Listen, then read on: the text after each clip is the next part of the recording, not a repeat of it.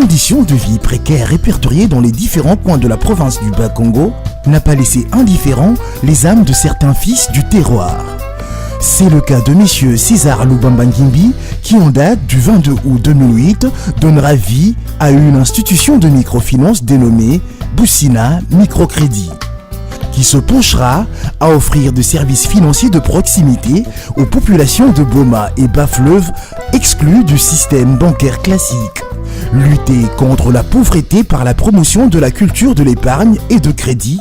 Libérer les dites populations de l'esclavage des usuriers, dit Banque Lambert. Dotée d'une structure de 6 agents efficaces et compétents, la direction de Boma deviendra opérationnelle le 1er juillet 2009 et celle de Tchela le 29 octobre 2011. La particularité de Boussina Microcrédit se résume dans l'octroi de microcrédits remboursables à des très courts termes, mais aussi à des taux d'intérêt minimes aux personnes exerçant des activités génératrices de revenus, aux micro-entreprises, aux petites et moyennes entreprises. L'action de Boussina est saluée par plusieurs d'entre les personnes qui ont bénéficié de ces services. Nous avons pratiquement une chaîne d'activité. Nous avons la bureautique, nous avons la formation et nous avons également la petite imprimerie. C'est pour cette raison-là que nous avons donné le nom de chaîne informatique. Boussina, mais ça c'est notre partenaire. Sans lui, on ne sera pas. Je vous raconte une petite histoire que j'ai eu à vendre plus de 4 parcelles par manque d'un financement, par manque d'un partenaire.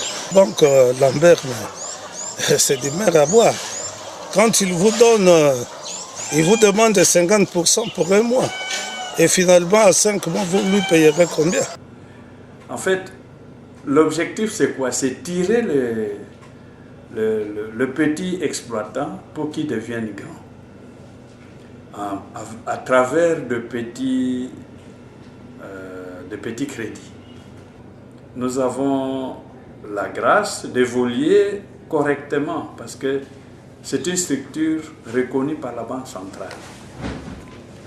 Et nous n'avons pas encore eu l'autorisation de récolter l'épargne.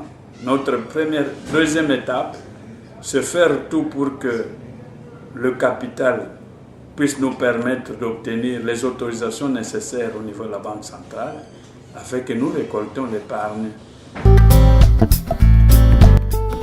Cependant, aux côtés des mérites que l'on reconnaît à cette institution de microfinance, les difficultés sont inhérentes, telles qu'évoquées ici par M. Rifengoala, gérant de Boussina.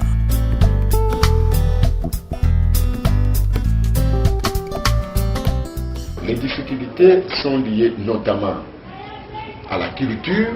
Rembourser un crédit, c'est toute une culture.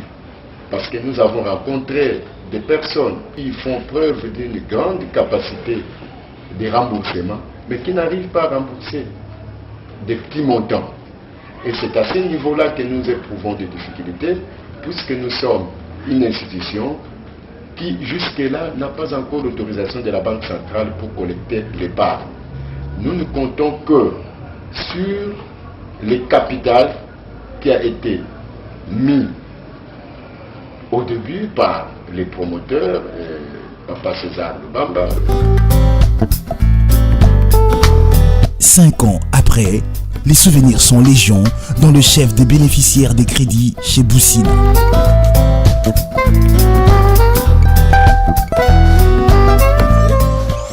Que j'allais vendre une parcelle. Mais Boussina, dès que je suis allé toquer à Boussina, ils m'ont ouvert la porte et ils m'ont servi. Alors, quand je n'ai pas eu à vendre encore cette parcelle-là, je garde un bon souvenir. Le souci majeur de la haute hiérarchie de cette institution de microfinance reste l'appui financier des tiers pour maximiser les objectifs à atteindre et passer d'une institution de microfinance à une société de microfinance. Du reste, avec Boussina Microcrédit, il y a lieu de croire au social meilleur des Congolais.